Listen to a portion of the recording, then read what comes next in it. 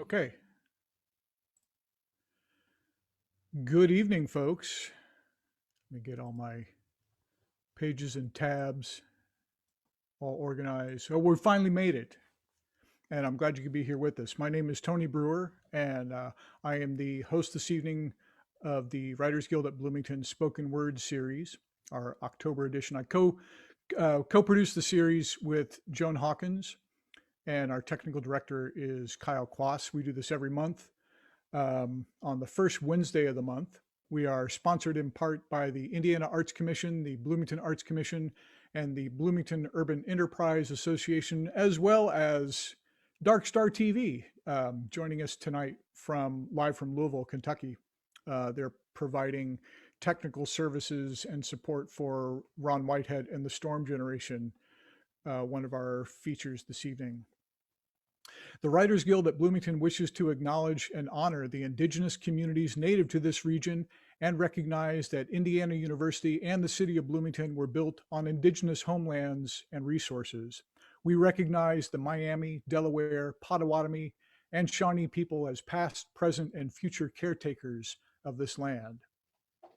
I've got a handful of announcements I'm going to try and blaze through real quick as we got a bit of a late start, so I'll try and plow through these very quickly. Excuse me.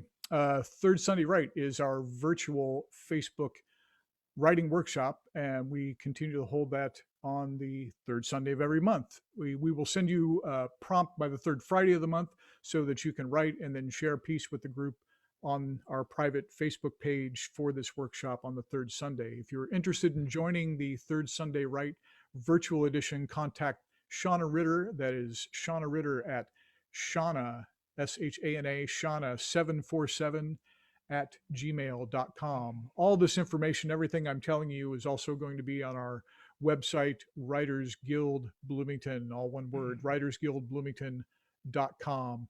You should also like us on Facebook. That's the best way to find out about what we're doing. But we're also active. We also have a presence on Instagram and Twitter as well. Our next monthly meeting, it's more of a business meeting, but if you want to learn the ins and outs of this not-for-profit literary organization, you can join us via Zoom Saturday, October 24th at 3 p.m. Contact the Guild for the link. Again, through our website, Twitter, Facebook, Instagram, all the flavors. We like them all. Returning, another event that is returning, our virtual last Sunday poetry reading and open mic. That is Sunday, October 25th at 1 p.m., featuring readings by Doris Lynch and Shauna Ritter. This is a pre-recorded reading that will be featured on Facebook and YouTube with an open mic to follow. The last thing I wanted to mention is at the end of this month, definitely you'll want to check this out.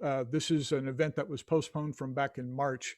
Neither Memory Nor Magic screening virtually through IU Cinema, and that is online Tuesday, October 27th at 7 p.m. It is free, but you have to sign up. They send you a link to the screening and all that. So Neither Memory Nor Magic is a documentary directed by Hugo Perez about a Hungarian poet named Miklós Radnóti. If you've known me for any amount of time, you probably heard me talk about Miklós Radnóti. The film explores the life work and legacy of this remarkable poet, Radnóti, one of the greatest Hungarian poets and an important voice speaking through and from the horrors of the Holocaust.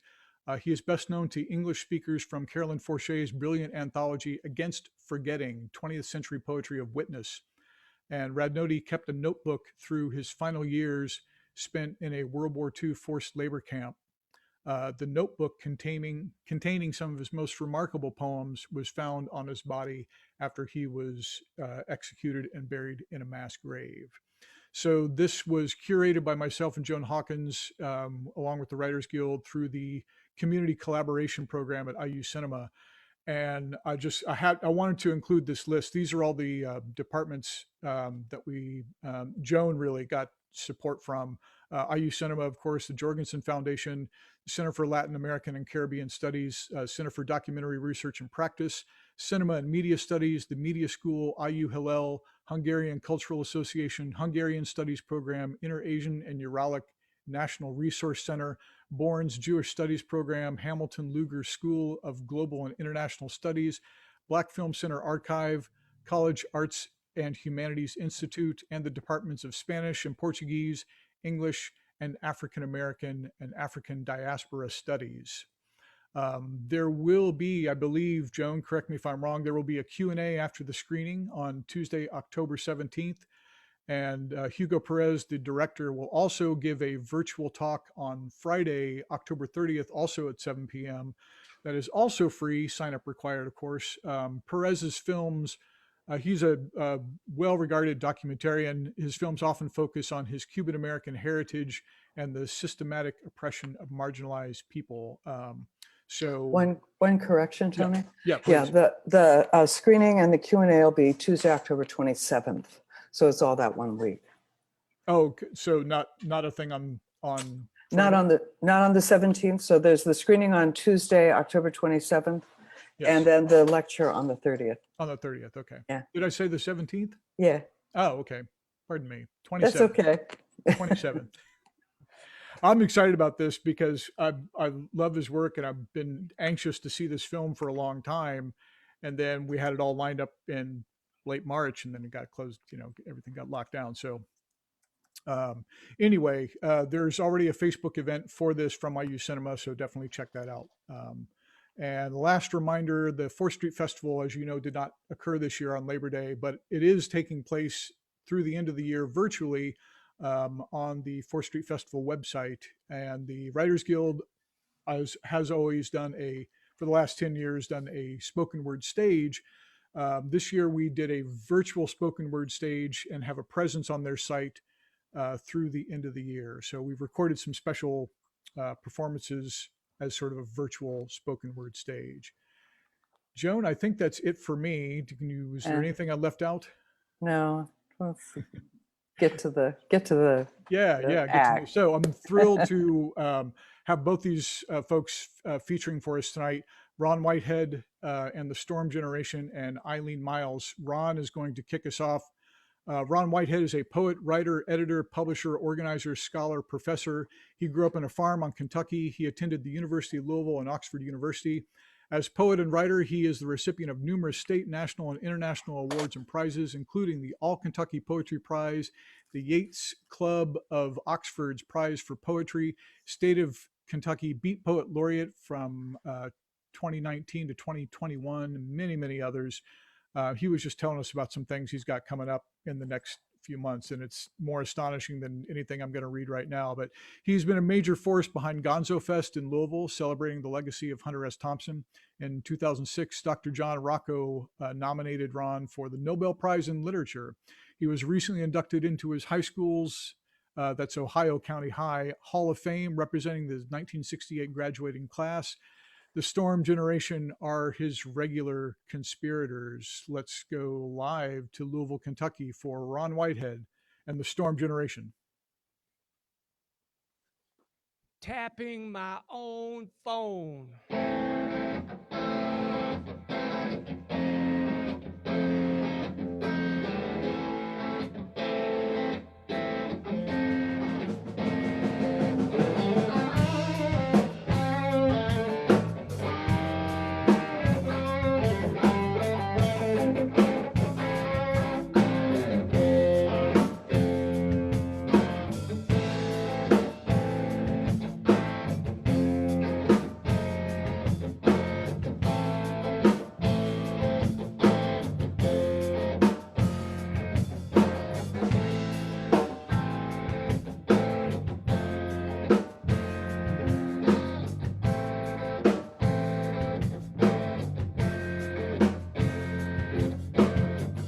I'm going straight. Bought myself a flat top haircut so stiff I can carry a tray of martinis. Waiting on people, someone to open up her purse and give me a tip, cause I don't have a clue anymore as to what's going on, but I do know that I'm one step ahead, tapping my own phone to hear myself talking with people who used to be my friends, listening so I can correct myself before they do. And I've got a surveillance camera in my abandoned car across the street, watching myself, replaying the tape so I can see if I'm acting funny before they catch me doing something I shouldn't. Like yesterday, I spotted myself walking too fast, and I heard myself talking too loud. Yes, I've got the deep fear, paranoia, anxiety, despair, and suicide blues. But I'm making sure I don't do nothing else wrong, cause I done screwed up so many times I cornered myself into a backstreet dead-end alley of paranoia. And every time I hear an airplane or a helicopter or a car door slam, I know the Secret Service, the FBI, and the IRS SWAT teams have finally arrived, cause I published a poem by the President of the United States of America without his fully conscious permission. And I'm sure I haven't paid enough taxes cause I've got no income, yet somehow I keep on doing things like eating every once in a while and paying a light bill or two. But how do I do it? They're gonna ask, what's the source of your income and how come you don't come to see us anymore? So yes, I've become a little jumpy, but I'm staying one step ahead, tapping my own phone, videotaping my every move, watching myself day and night, replaying the tapes, cause I got a bad case of the deep fear, paranoia, anxiety, despair, and suicide blues.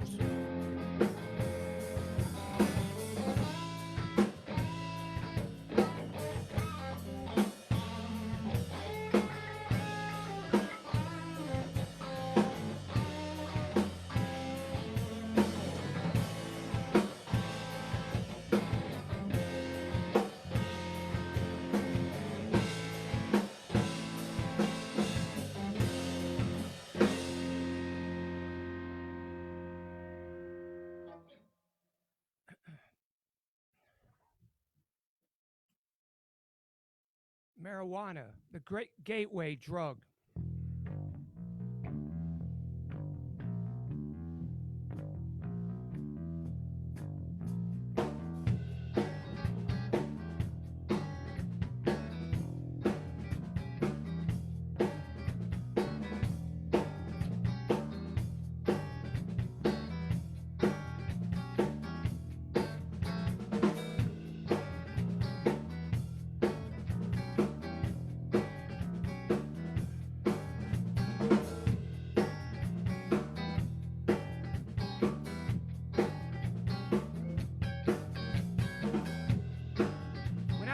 When I hear folks disdainfully refer to reefer, to marijuana as the gateway drug, then it's stories of decline, destruction, doom, and death. I instantly recall all the glorious gates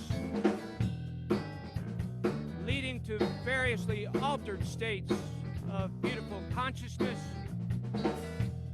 produced by my smoking nature's herb, marijuana. And I rarely waste my time engaging in conversation with the naysayers and the doomsdayers, because having experienced the holy smoke,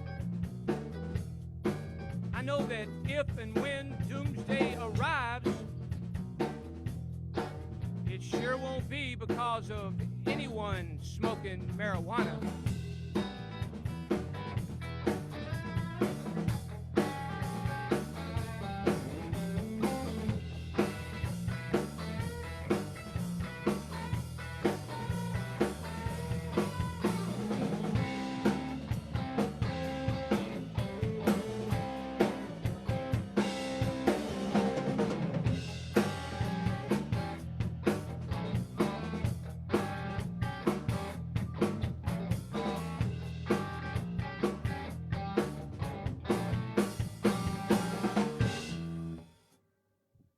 Storm Generation Band, it's a great honor to be here. Hello, Tony, everybody in Bloomington, Indiana, and it's a great honor to be sharing the stage with Eileen Miles. We'll be back in a few.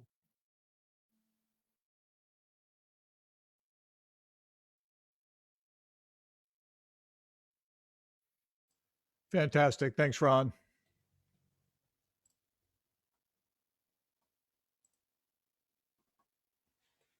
Wonderful. Thank you. Yeah, we'll have more from, excuse me, we'll have more from Ron and the Storm Generation in a little bit. Next, I would like to introduce our other feature for this evening. Eileen Miles came to New York from Boston in 1974 to be a poet, subsequently novelist, public talker, and art journalist.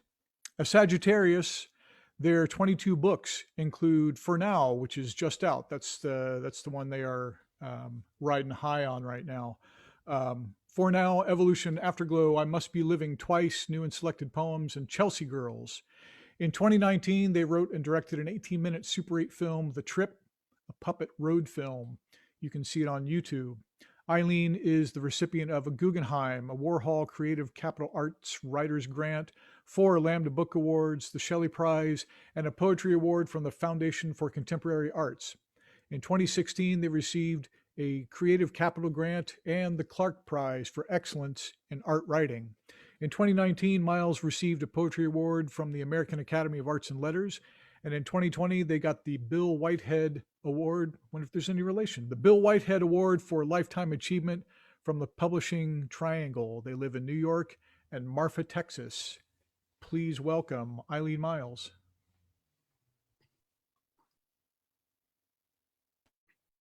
Hey guys, there was a band of text going across my face for a moment. I was like, that's weird. Thank you, Tony, for the intro, and Joan, hi Joan, and Ron, that was great. It was great to hear you, and it's an honor to share the stage with you too. And I, like everybody, from my bedroom, live from my bedroom here. I'm doing 2 sets, so the second one I'm gonna read from the new book, but I have a poem that I want to read, just one long poem, and it's called Eva After Getting Off the Boat. And I think maybe the only thing I might want to throw on is that I'm boarding a plane as I'm writing this poem, or I just did. I'm something unreliable, and this is a day for poetry. My body, one big explosion, or revelation, or crinkly thing. I go back. These threads of paper that happen to be my economy, repeatable and manifold, serial and sundry. What is Eileen talking about? I got myself here ready to fly with a thin layer of literally sleep, but what we mean by consciousness, is it writing? This? But what? I go on in this carrying hordes awaiting an opportunity. I cut it in half, being careful to say thank you and wander on. I'll make something public, eventually filtering back to the real, keep in a promise or two, and really keeping some room for the lively impertinence of change. I'm a little unsure if you believe in that. Do I? I get up, I'm captured in this thing called writing. I bump my head on something soft, a person, I'm sorry. It's okay. Is that writing? Is this 18 or 19? 19. His fingers flexed mid. Now he's explaining the equipment to his neighbor. Neighbor? Somebody somewhere, this floaty stuff? Knowledge, the faces coming at me, hopeful, suspicious, surly, bland. They just want to, and now I am traveling. And what if I really was everyone? Forget all that neighbor shit. Does this have neighbors? How do I hold what's writing by hand? I love this edge. It wasn't even a neighborhood, Bob, and I decided to spend my life, which doesn't mean it's good. At least our row is complete. The plane has too many people, the world has. Series of cartoons in which the world has sad thoughts. I'm dead. But who may read my signs? I killed the dinosaurs and now I kill you. Is anybody out there? A planet hopelessly alone, calling to the present and the past. The old definition got us here. If I'm not a man, well, tough luck. My blackness is a sword jabbing through space. Lacking a target, you did this too, yourself. The only bands are marching bands. I'm part of one night, a serial prayer. This is volume. Well, how do I count? I only have voice, sound, and a good pen. Our exchanges of warmth can't be traded in for a fortune. This is the future. My white friend said, I look good. You brought me here to advocate for him. The best thing I've ever seen, a mirror of way too late. Don't we need to see ourselves, a lonely earth burning up with a party hat on and a drink in his hand, as if making a lot of noise was a plan? If I play nothing and see what it has, if I don't wear gloves and see how my hands do, covered with spots and bulging nerves, there's something impossibly true. There's something impossibly true about the body, anyone's. In Greece and Laura's women, wrinkles are weaving, and wanting to produce, the car went whoop, whoop. What if what I do now killed the dinosaurs? I betrayed you so long ago. And you hear that sound. What's that?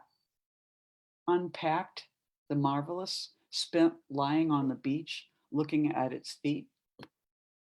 If most of the people on the planet are lost, but you see this big blue orb, so far you can't even hear them crying. I need a nap. She's a recording. He's laughing at work on a plane. It's usually him, married with kids, dick firing in the future. You don't picture your kids in those human forms. Let's play a game and tell me where you hide it on my planet. Just a little bit of change. I feel lost and more commingled with all those people crying in jail, dirty, lost, an arm lost. An arm? I was just going to a fucking wedding. How dare I plan for there to be a future? Strap into the plane. When will we take off? It will change your thought. He made art out of very strong light, the corporate light of the present and the future. As a woman, she would obviously be more concerned with organizing loss, but it's a little bit later, just as dark out there where we spin. What if someone was reading this? Is a book a world in which they killed everyone but pretended it was not happening? It is. And she puts the broken parts, the lights fading in Greece. In a gallery in Athens this morning, she crosses her legs and reads the screen on her lap, which is glowing. I transport the apparatus for the celebratory cake. Don't bitch, I thought, and I'm driving her home and her daughter is smiling, holding their child from another part of the planet. James, they have made a home for him, the home everywhere. This is what I think is good. Do care and offer band-aids, see the hurt and dig in their purse on the boat to help. I am grateful that you have seen. Have I seen anyone in their pain? My mother scarcely breathing, we waiting her out. They don't care because I never could, but I care where. Standing way outside, seeing the blue, which is only in here, and I'm finishing because there's nothing else to do. I got the part where you don't say, you just do. All of her face is gleaming at me. The image is fixed. When she moves, be kind. We are all engaging in the mystery of what we have done with our kind. We are hurtling. Something's going on, and it's comforting to not entirely be the last, but being one of them. the painless world, because you're so far. Get close. It's your only one, and you can really feel it and hear it. History is crying. The light, what is it made of, is dim. Breathe, present, change. Thank you.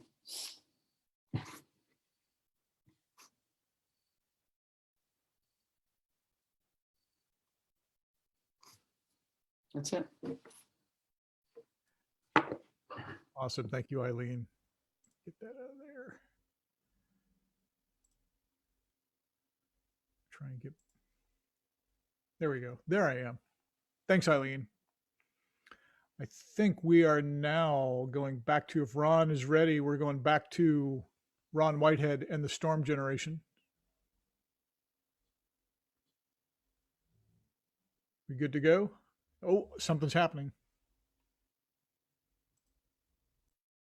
Ready here? Can you hear me? We can hear you. Okay. In 1997, while co-producing with rock journalist Al Aronowitz, the Allen Ginsberg tribute at the Bandshell in Central Park in New York City, I'd invited folks from all over the world who had any association, editors, publishers, fans of Ginsberg to come. 3 folks came from Iceland, 𝘕𝘰𝘠 𝘕𝘰𝘠 and Michael and Danny Pollock. 𝘕𝘰𝘠 told me that the Minister of Culture had sent them, and I was invited to Reykjavik to give 3 readings of my work, which I did. And the Iceland band 𝘕𝘰𝘠 opened one of those readings at the main music club there, and so ended up doing some work with them, did a lot of work, ended up living in Iceland for 2 years. And in 2008, with Ólafur Gunnarsson, Iceland's most respected novelist, I co-produced the first and only ever Beat Generation Festival at 𝘕𝘰𝘠, several kilometers outside of Reykjavik, across the valley from the legendary Viking Mountain. 3 days after that amazing festival, I climbed the mountain. When Ólafur dropped me off at the base, he said, it was mist and rain. He said, Ron, I forgot to tell you, several people have been blown off the top of the mountain, so be careful. When I was almost to the top, a terrible storm came up, but I'm stubborn. And I went on to the top and was nearly blown off 3 times.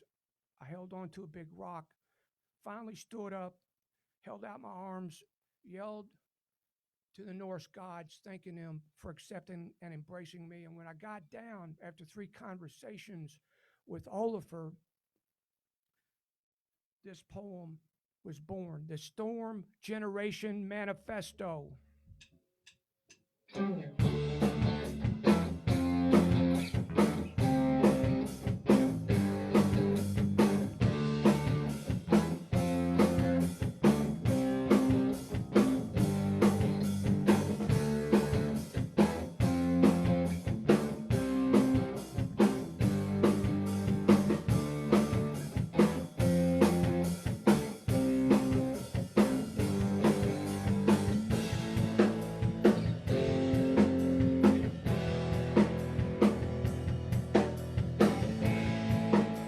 Our hats to the lost and the beat. We go our own way. We are the Storm Generation. We are the fucking storm. We are a new generation of artists. We are poets, writers, painters, sculptors, composers, photographers, musicians, singers, dancers, playwrights, filmmakers. We are creative expression. We blow away lies and injustice. We are graphic. We are honest. We tell it like it is. We are fierce. We are brutal. We are compassionate, we are gentle, we are kind, we have soft hearts, we are free, we are spirit, we are sex, we dwell in the realms of the creative imagination. We are the creative imagination. We know that the shortest distance between 2 points is creative distance.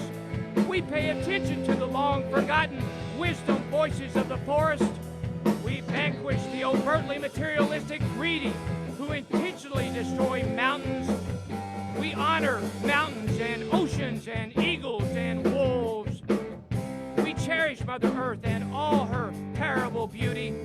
We are nonviolent spiritual warriors. We are lightning. We are thunder. We are song poems. We are fearless visionary poets. We have wolf eyes. We are more than the eye of the storm. We are the fucking storm. We refuse. We will not bow down. We will never give up. We are God's open nerve. We are God's open nerve. We are the storm generation. The storm. The storm. The storm.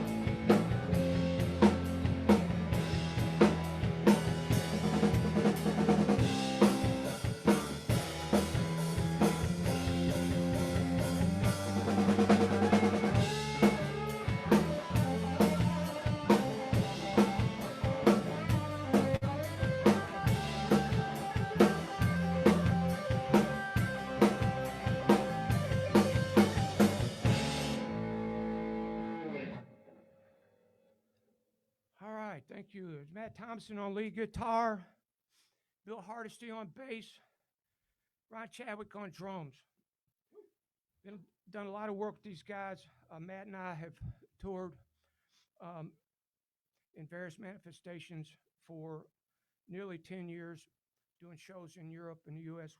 We've done a lot of recording, producing sessions together, and 3 or 4 years ago, I asked him to become music director for the Storm Generation band, and sometimes we have as many as a dozen people on stage performing.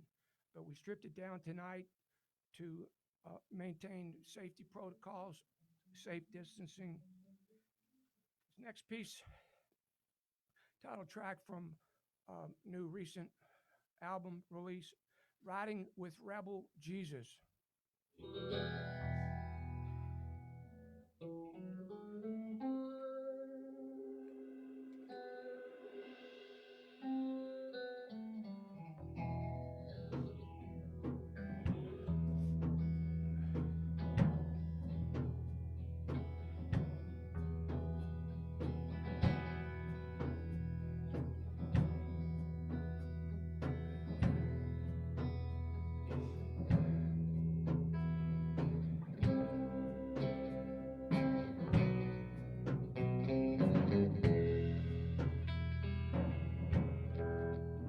Hold up in Oaxaca, we'd reached the end of the line. The government was against us. An army waited for us outside. Jesus wasn't nervous, he never was, but neither was I. Hold up in Oaxaca, we'd reached the end of the line.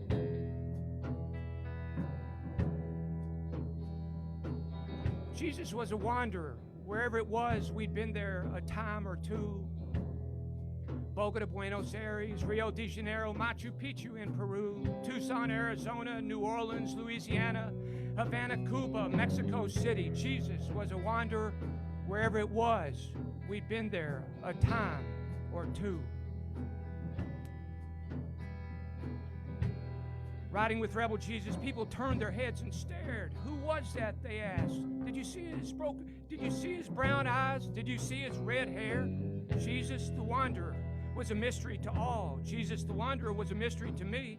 Riding with Rebel Jesus, people turned their heads and stared. How much longer can we hold out? How much further can we go?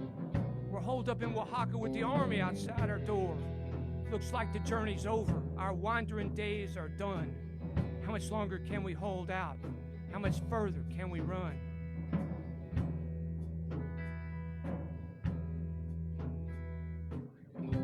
Holed up in Oaxaca, we reached the end of the line. The government was against us. An army waited for us outside. Jesus wasn't nervous. He never was, but neither was I. Holed up in Oaxaca, we'd reached the end of our time.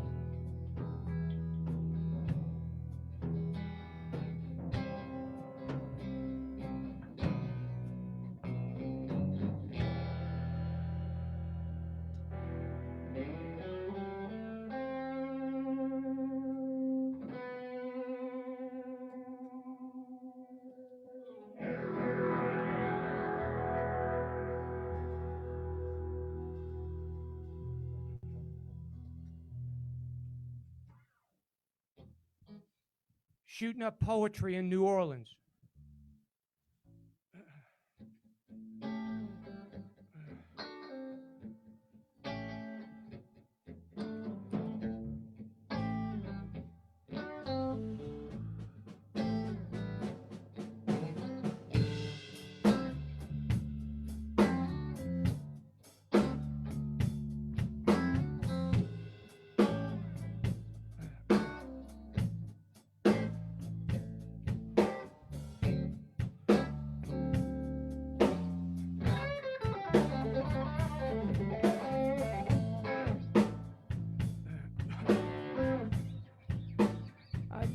Near the levee, a maroon Hudson sedan driven by Neal Cassady pulls up to a dilapidated old house with tall grass and weeping willows in the yard.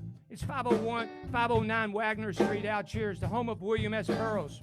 Neal, Jack Kerouac, Al Hinkle, and Luann Henderson arrive from the road to spend a few days with Burroughs. Burroughs rarely goes out except to make his connection. He invites Kerouac to try his orgone accumulator. Burroughs says, sit inside and you'll absorb life principle atoms right out of the atmosphere. He attempts to convince Kerouac into abandoning his road trip with Cassady. Years later, I'm in New Orleans, standing outside the Howlin' Wolf Club.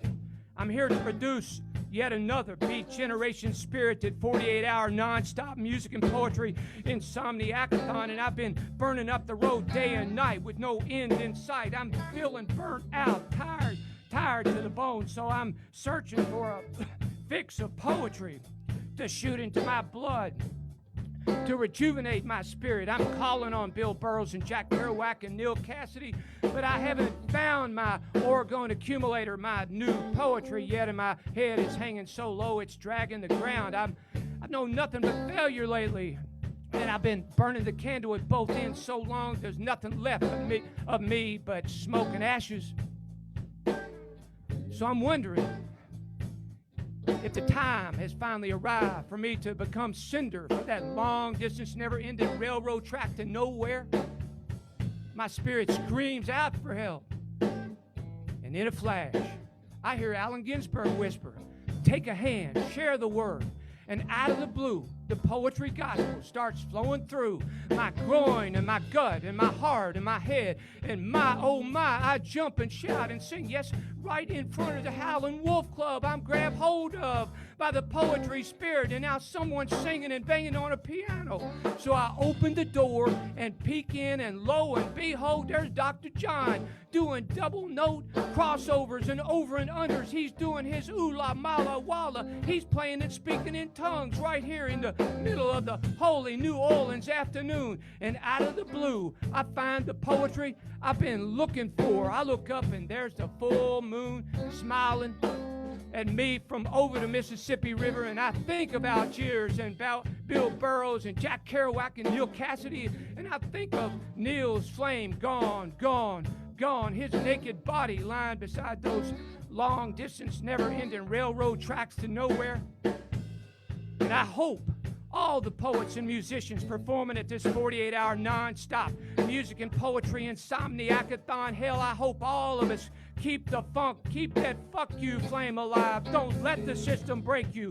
Don't let life break you. And I hear Dr. John playing that piano and singing his boogie-woogie End of the World blues. And in that moment, I know my reward is in the experience of poetry. And right here, right now, I'm in New Orleans with all these poets and musicians who somehow know the magical power of poetry. The word sets us free. And I think about Allen Ginsberg and what he said about taking somebody's hand, cause we're all in this together. We're pulling. We ain't pushing.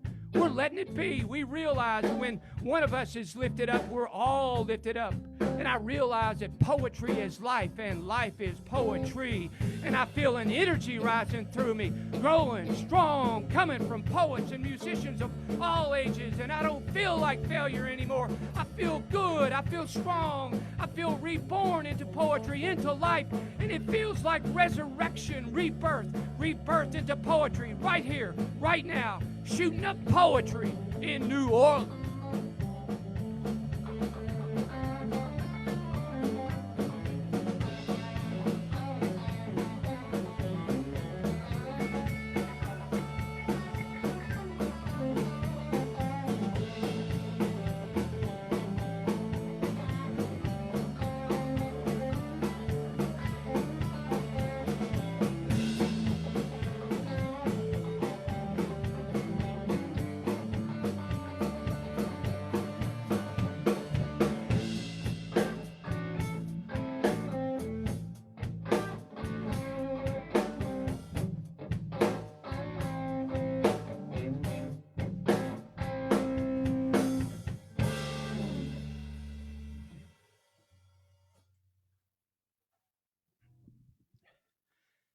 I call bullshit on white persecution in the USA.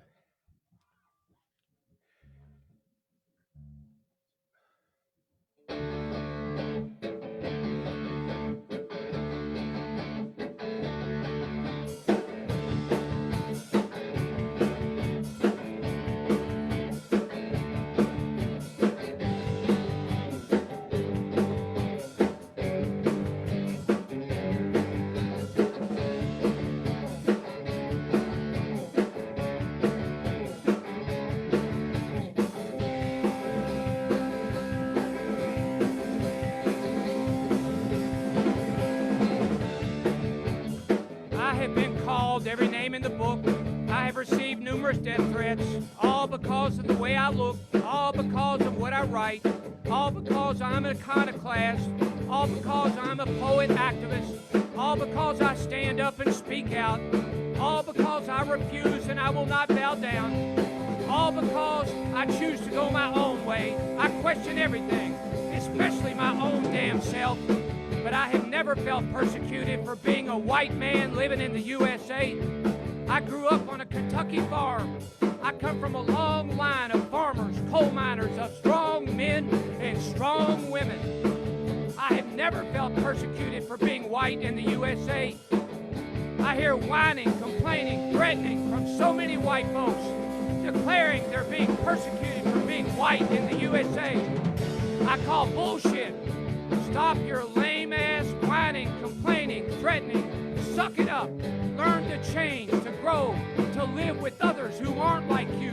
Be a man, be a woman, be your own original self. Quit following the crowd. Lend a hand, lift others up. Be brave, be bold, have compassion. Imagine what life is like to not be white today living in the USA. This isn't your country. There's nothing to take back. This is our country. White Europeans stole this land from the people who were here before them. We're all immigrants. Grow up, get a job, get a life, find a dream, then build the bridge from where you are to living and being your dream. Stop whining, complaining, blaming, and threatening others. I call bullshit on white persecution in the USA.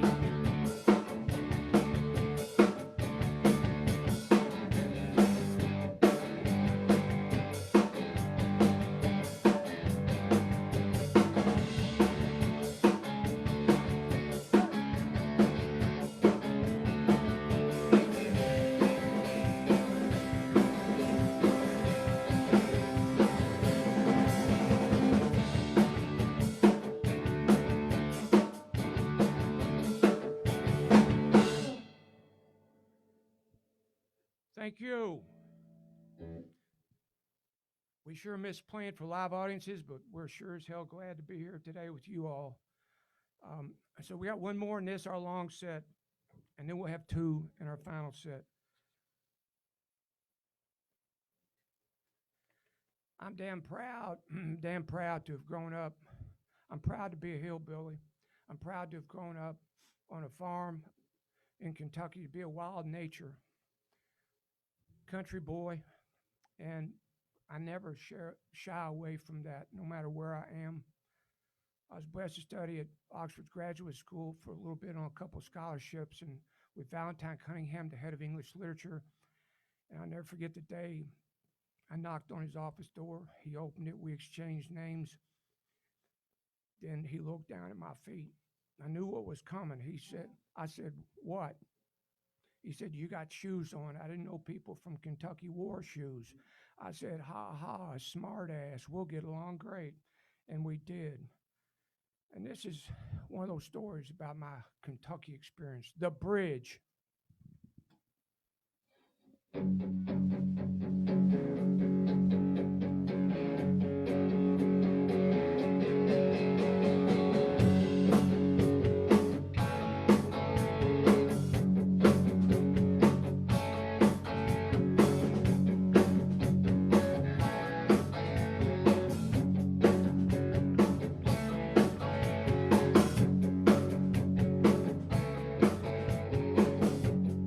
3 a.m. on a hot summer night in western Kentucky, my eyes flash open and I'm on the floor of the yellow farmhouse, across the field from Mom and Dad's, in the middle of nowhere, not able to sleep. I dozed off for a second when someone turns on a light and it's blinded my eyes, and here I am at the end of time, down and out in Kentucky. Here I am wondering whether life's worth living, all the pain, and someone's turned on a light and it's blinded my eyes, and I'm a broken man buried in a tomb of self-pity.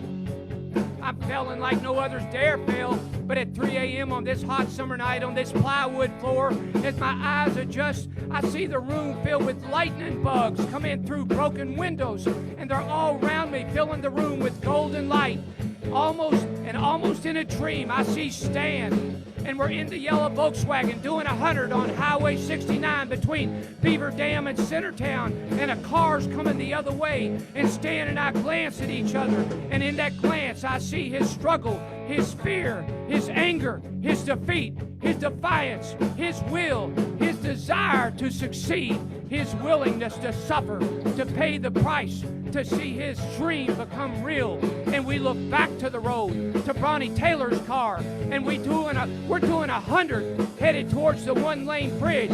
And Bronnie Taylor ain't slowing down, and neither are we. Eyes steady and clear, and we've seen death and been told we're crazy, but we're holding at 100. And without blinking, we meet Bronnie Taylor at the center of the one-lane bridge. Not a breath of air between cars and walls. And as we pass, without blinking, I see Bronnie Taylor's mouth drop open and fall to his chest. And in that moment of passing, of seeing, I know that like Stan, I will pull myself up off this dirty, rotten floor and live again.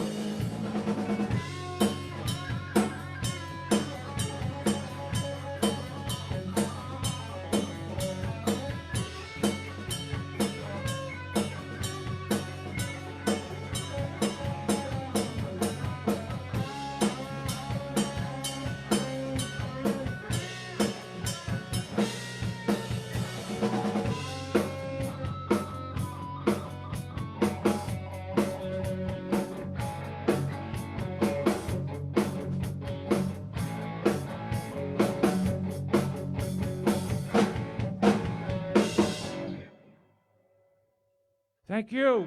We are the Storm Generation Band. Ron Whitehead, honored to be here. These fine folks from Bloomington, Indiana, and with the one and only Eileen Miles.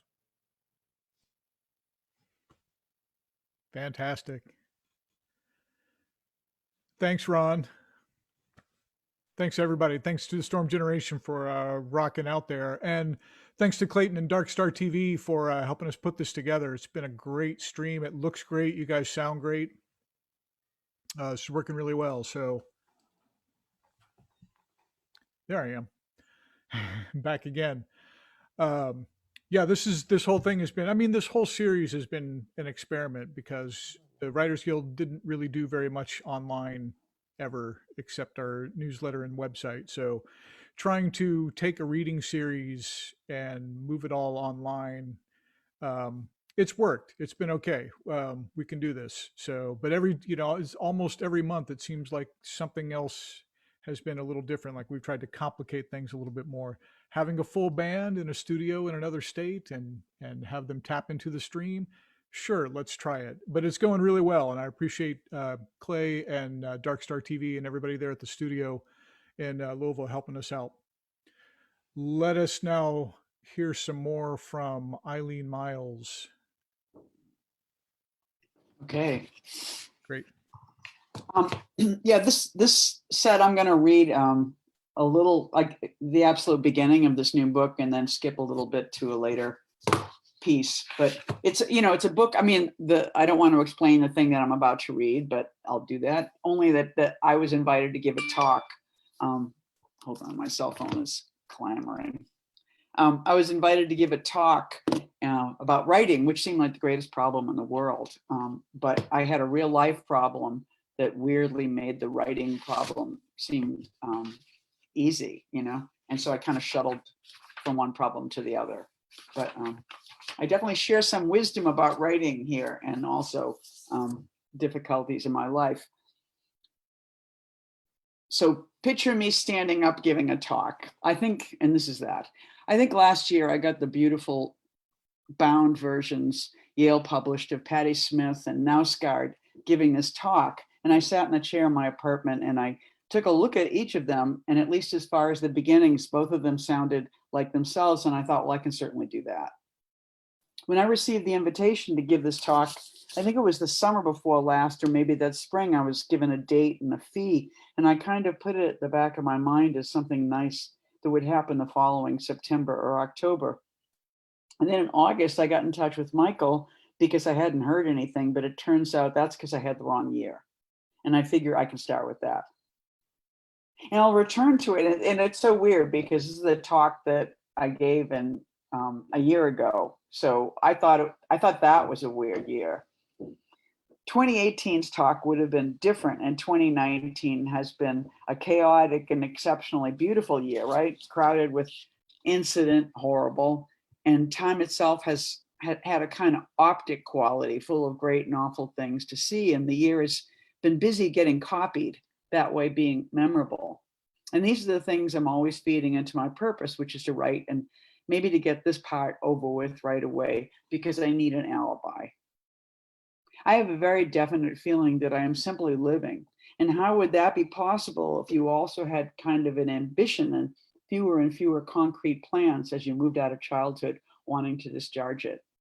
Alibi, of course, implies a kind of elsewhere. And as you translate it into many languages, it remains alibi. What's the word for alibi in Czech? It's alibi.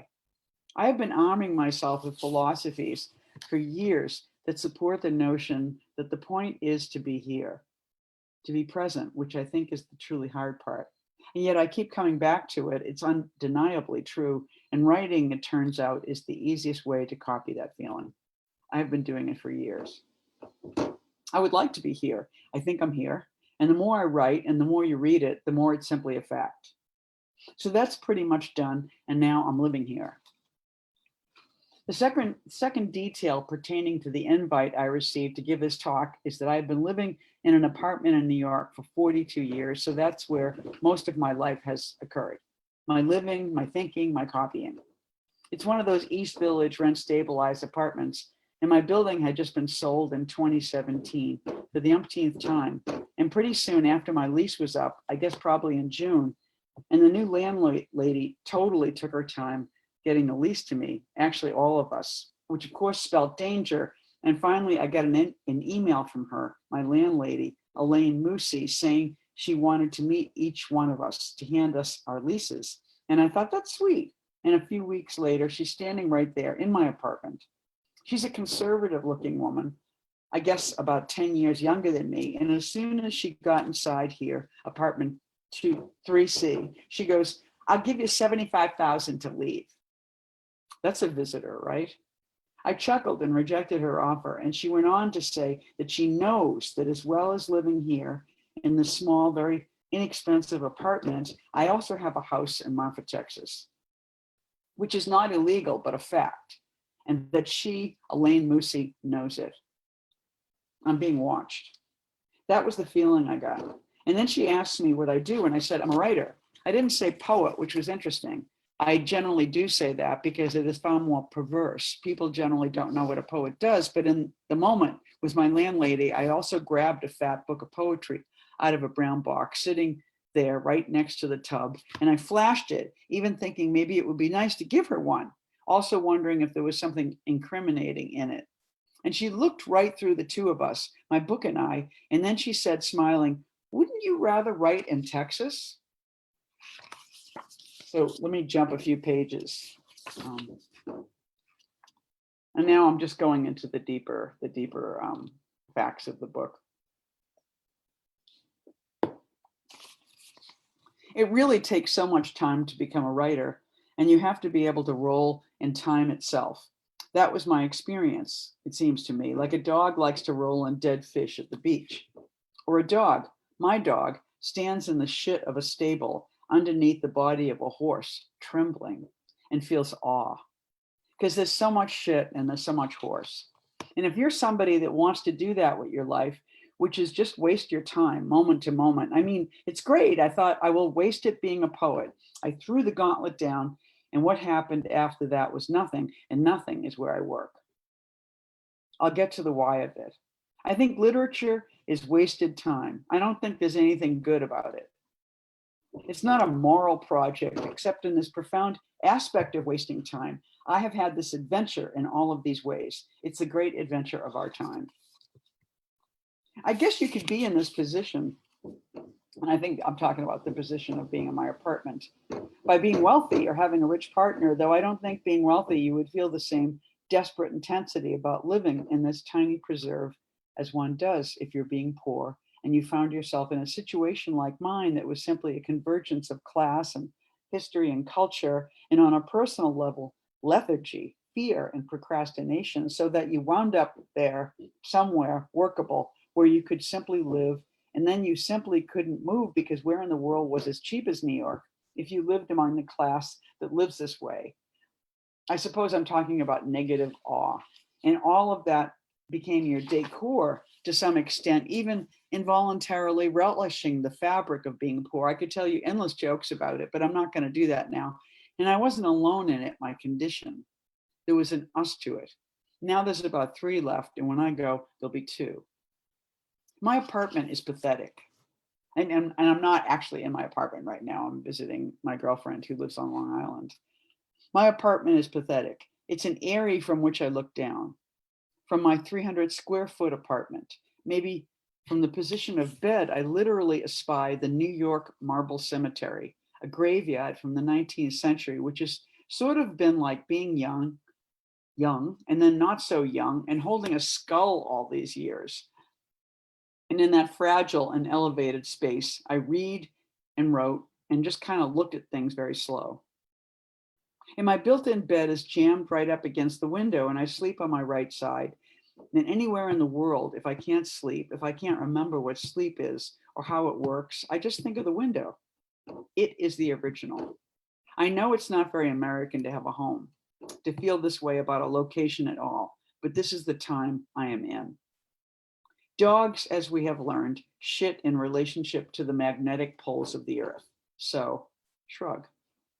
I went to the ruins in Mexico in 1985, and in the Anthropological Museum, I discovered a writer, John L. Stevens, who wrote a book called Incidents of Travel in Central America, Chiapas, and Yucatan. There were a series of similarly named books.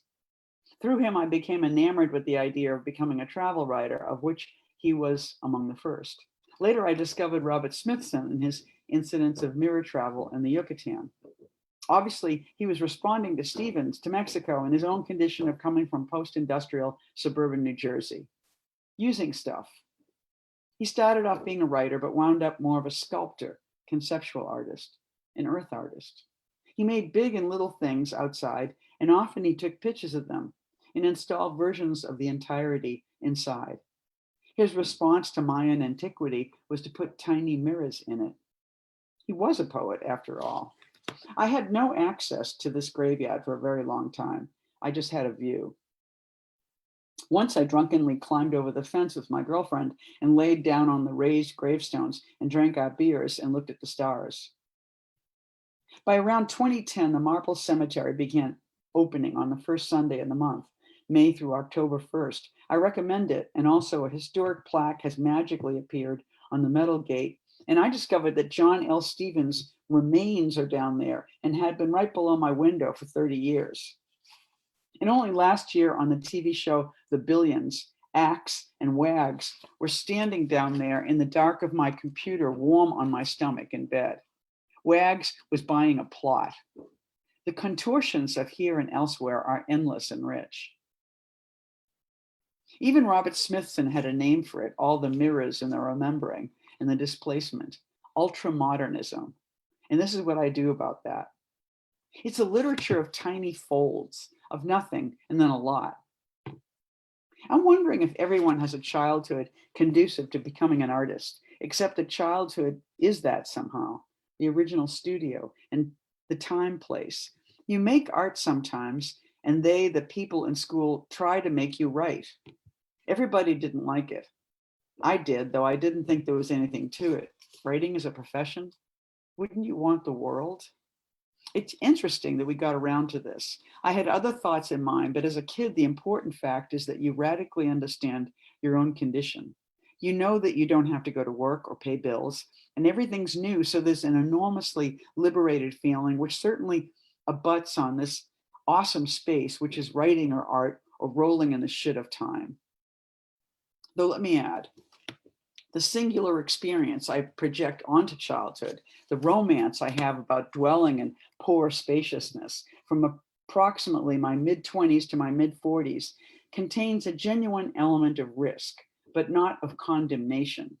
Because the lives I collided with when I went out opened capacities and spaces and wider opportunities, if only I continued walking and breathing and picking up the phone. And if I were so broke that the phone was turned off, I could go downstairs to the bodega and call John Ashbery and ask him if he would recommend me for an emergency grant. And because I had such entitlement, I knew about this grant and had written some good poems. I'm standing right here now, whereas some of my neighbors in my building came to New York from other countries, continents, or territories, our colonies.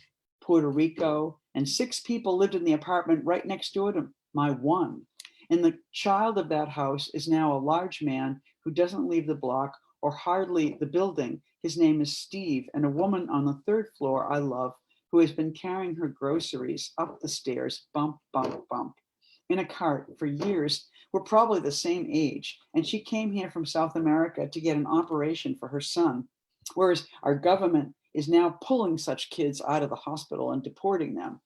And later in college, he was a camp counselor, and he wrote some emails to one of the campers after the summer that he got in trouble for, and he actually went to jail, and he came back much bigger, jail big, and than he was before. Maybe he committed a crime, but I think it was because he was brown, and his mother lived her life for him. So I have to acknowledge for myself that I am living outside that level of suffering. I wasted time absolutely like I knew I should. Well, I could. The waste was like a frame, an award, an attainment. Literature is waste for sure, but the award was just time itself. There are writers who have jobs, they probably had children, and they had to get up at dawn to write for an hour, and that's not me. Queerness is a factor. Even in childhood, you're a bit of a fraud. And later, you just want to put all that time back. If I had that little time, like the ones who write in the morning, I don't know what I would have said. And a lot of those people were women. I didn't want kids and I didn't want a job. I knew that if I had either one of those things, I would think about them all of the time. It would set my morning and it would set my night. I would be in its clock, its childhood and its adolescence, its responsibilities. I think women are supposed to open their legs to time and let it pass through them. It strikes me that's what choice is all about. If a man chooses to put sperm inside of a woman, inside of her, it must stay. It's like she's Tupperware. The problem is she's visible. And there are women who want to have babies, and I feel awe for the women who make that choice. In fact, I have been overwhelmed by the generosity of women lately. I was getting on a ferry in July, or I was trying to make a ferry, and I stumbled and fell down, and I managed to get on the ferry nonetheless. But what was amazing was that in the cafe area of the boat, where I was triumphantly putting a Band-Aid on my bruises, my hands were bleeding from falling. And one woman looked at me and said, "They have first aid here." "Oh, I've got a Band-Aid," I told her. "Yeah, I see, but I'm just telling you in case you need more." Thank you. It was nice that she was following me with her eyes. In a few minutes, I realized I would really like an ibuprofen, and I asked her if she had one, and she said, "I don't." And then she really looked at me, and another woman right over there said, "I've got one." And she started digging in her bag. And then the first woman said, "No, I do. And she handed a couple to me happily. And the other woman said, patting her bag, "I've got them here if you need more." "I'm good," I said. And I sat down and I was hurting a little bit, but it was incredible to feel so seen. These women could do anything with their lives beyond care and seeing. But there is that part, a practice, which is ingrained in females and everyone takes it for granted and even despises women a little bit for it. Men do for sure, and women do too. It's the down gender. But I'm gaining a new respect for how it's amazing in small ways, in large ways, how people, and especially women, are in the condition all over the world of caring more. And largely they are keeping people, mostly small people and male people too. They are being kept alive by the caring efforts that are considered no great prize, except if you fell down. And believe me, right now, everything is falling, but you felt the deep pleasure, simple pleasure of being seen. I was brought up to be that way too, but I kind of ran away from home. I left Boston and everything shepherded me that way in my 20s because I needed all the time in the world. I wanted to taste it once. I didn't even know if it even existed. I went to Europe, but it wasn't there. Was it in the past? San Francisco didn't have it either. Once I tasted time, I never wanted anything else. And that is what I'm doing here. The only way I can prove it is that I started writing. Writing is my alibi.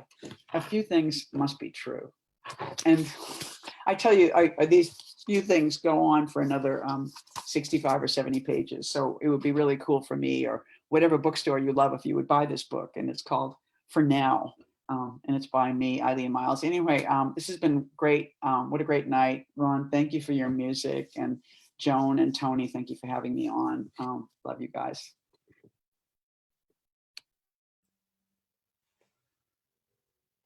That was fantastic. Thanks, Eileen. Thank you so much. We're thrilled to have you. Glad we could get you here in whatever format we could have you. So thanks for joining us. So we're going to, excuse me, let me get my camera going again. There I am. So we are going to go back to Louisville for a final set from Ron and the Storm Generation. And then I'll give a little closing remarks and good night after we're done. Ron, you and the guys ready to go? Powerful piece, Eileen. Thank you.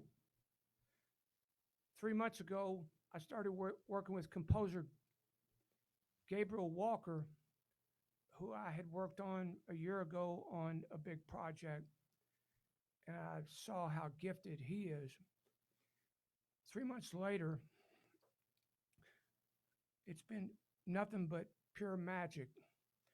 35 poets, musicians, singers, healers, curanderas, shamans from 20 countries, 17 languages have come together to record a double album, 40 tracks. So from the ancestors, poems and prayers for future generations will be released by Son of Blast Records and Transmission Press on November the 10th, a month from now, and a book and double album, and it'll be available, and a lot of information will be coming out about that. It's just amazing. And so Gabriel and I wrote what's on the title page of the book. I just got the proof copies. 𝘕𝘏𝘕 𝘕𝘏, who I met in 1999 in Portugal at an international arts festival, is Finland's leading political cartoonist and has been for years. He's a Sami from Norway. And anyway, he created the cover art, beautiful cover art. He's got a track in Norwegian and in English, 2 tracks on the album. So I want to share with you We Are the Ancestors, the piece about the project that motivated and inspired us to do this project. Gabriel and I wrote.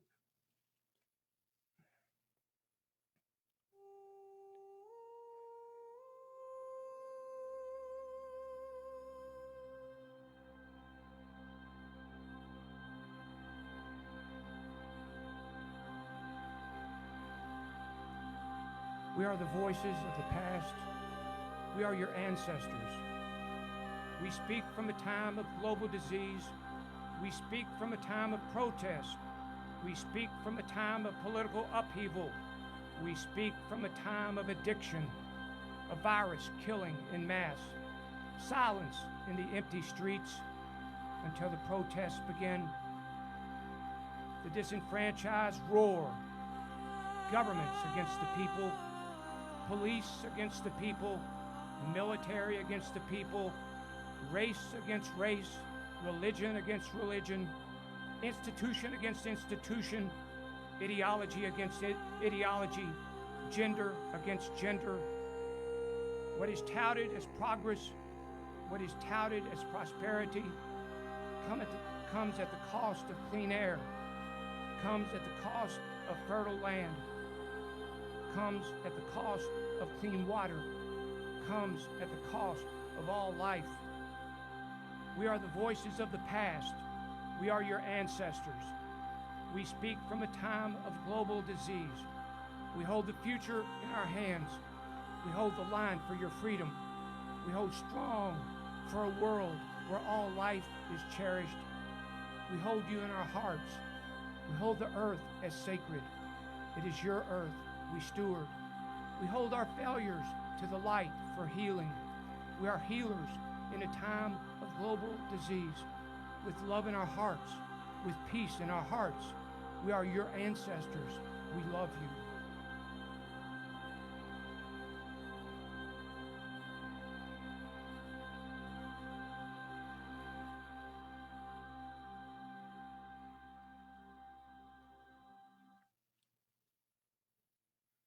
And our last piece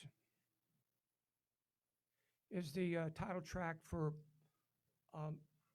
relatively new album titled Prayer from Son of Blast Records. My friend Harry Pickens, incredible renowned jazz pianist, accompanies me, and Aaron West, fantastic violinist, accompanies me. This is the title track from that. But since this is our last one, I want to say thank you to Storm Generation Band, Matt Thomason, lead guitar,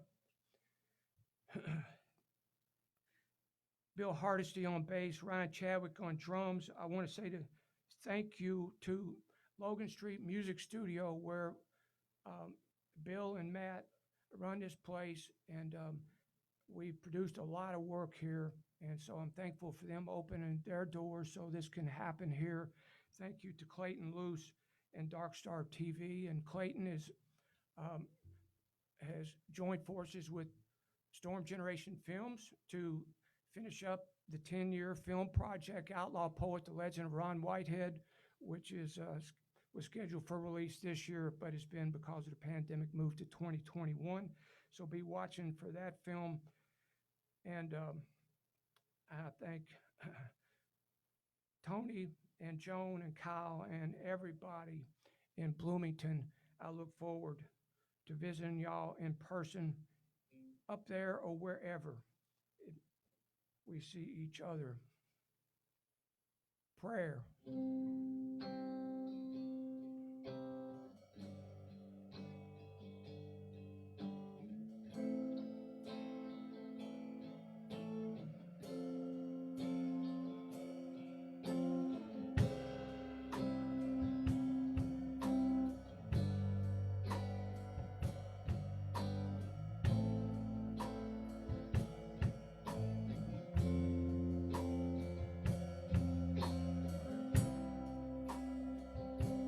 Deliver me from fear. Remind me constantly that fear is forever overcome by love.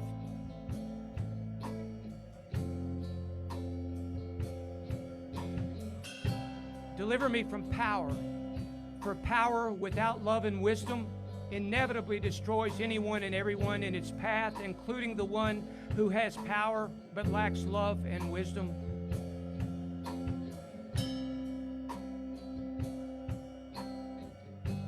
Deliver me from the disdain of arrogance, elitism, privilege, and the illusion of superiority, for no one is in any way better than anyone else.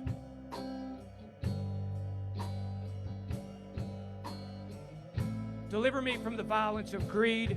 Grant me the desire to live simply and to share earth's bounty with others. Deliver me from the silence that enables any and all manifestations of abuse, war, and evil.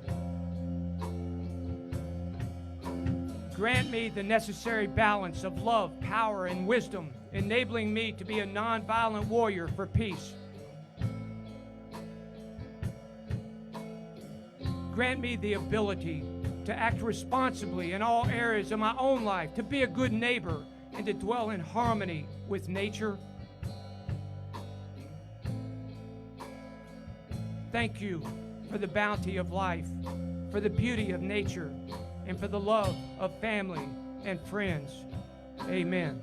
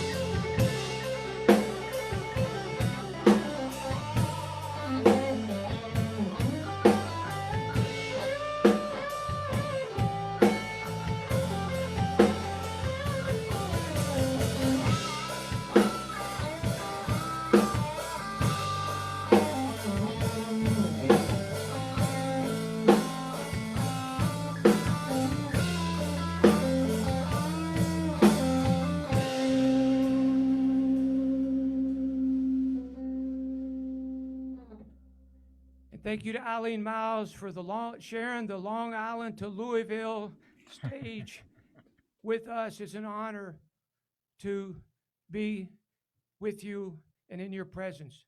Thank you, everybody. It's been a blast. Yeah.